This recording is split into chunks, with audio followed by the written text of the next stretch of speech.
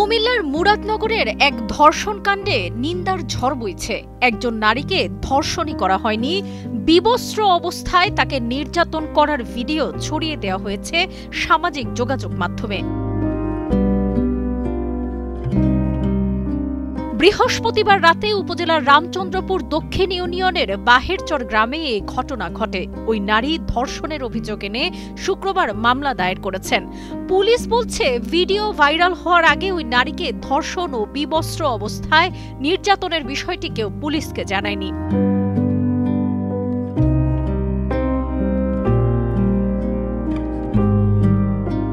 জানা যায়, ওই গৃহবধূ স্বামীর বাড়ি থেকে বাবার বাড়িতে সন্তানদের নিয়ে বেড়াতে আসেন। গত বৃহস্পতিবার রাত আনুমানিক 10টার দিকে ফজর আলী সে বাড়িতে গিয়ে ঘরের দরজা খুলতে বলেন।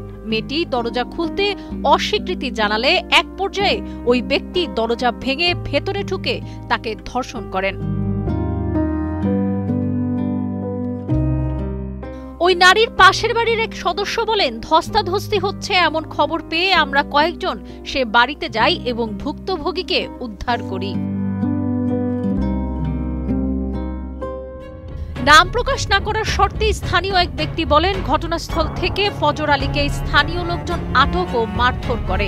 পরে তাকে কুমিল্লা শহরের একটি হাসপাতালে নিয়ে যাওয়া হয়।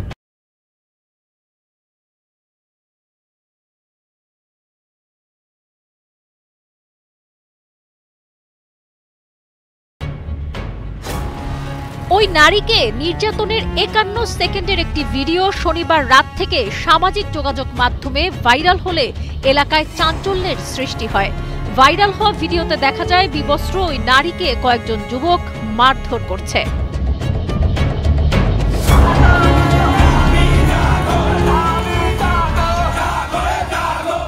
এ ঘটনার প্রতিবাদে ফুঁসে উঠেছে সামাজিক যোগাযোগ মাধ্যম। রাতেই মিছিল করেছে ঢাকা বিশ্ববিদ্যালয়ের জগন্নাথ হলের একদল শিক্ষার্থী।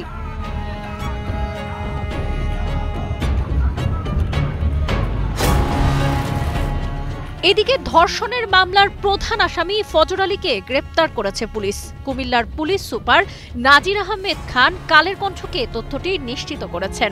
ধর্ষণের ভিডিও ধারণ ও ছড়িয়ে দেওয়ার অভিযোগে আরও 4 জনকে গ্রেফতার করা হয়েছে। তারা হলেন একই গ্রামের অনিক, সুমন, রমজান ও বাবু। পুলিশের একটি টিম তথ্য প্রযুক্তির সহায়তায় অভিযান চালিয়ে ঢাকার সায়দাবাদ এলাকা থেকে রোববার ভোর 5টার দিকে ফজর আলীকে গ্রেপ্তার করেন। পুলিশ সুপার জানান, গ্রেপ্তারকৃতদের বিরুদ্ধে আইনানুগ ব্যবস্থা নেওয়া হচ্ছে। মূল অভিযুক্ত ফজর আলীকে চিকিৎসা শেষে আদালতে হাজির করা হবে বলেও তিনি জানান। ন্যাক্কারজনক এ ঘটনা নিয়ে প্রথম সংবাদ প্রকাশ করে মুরাদনগর লাইভ টিভি নামের একটি পেজ। সাবরিনা কাজী, কালের কণ্ঠ।